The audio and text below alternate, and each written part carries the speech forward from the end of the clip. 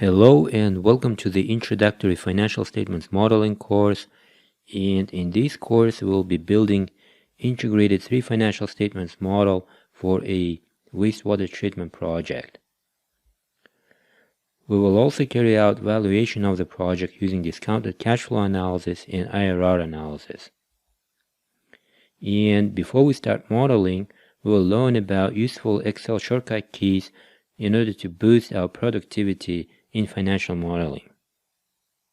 We are also given the Keystat instructions, which outline the tasks that we need to do and the important assumptions such as revenue assumptions, the operating cost assumptions, and the fixed asset taxes, equity, and etc.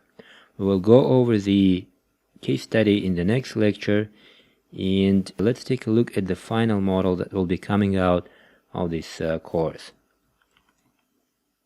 So this is the final model, and in the final model we need to produce these 3 integrated financial statements: the profit and loss statement or income statement, the balance sheet, and the cash flow statement.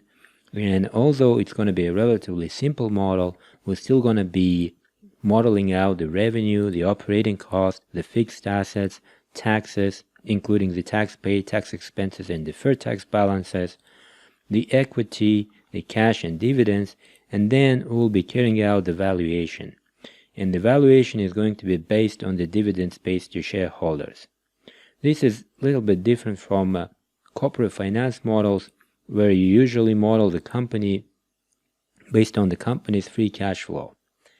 However, in project finance, you typically model the value of the project based on the dividends because of the restrictions imposed by the lender or by the host government where the project is being implemented.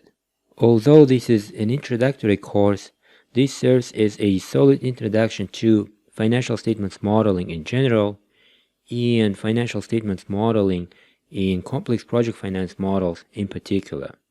So, see you in the next lecture.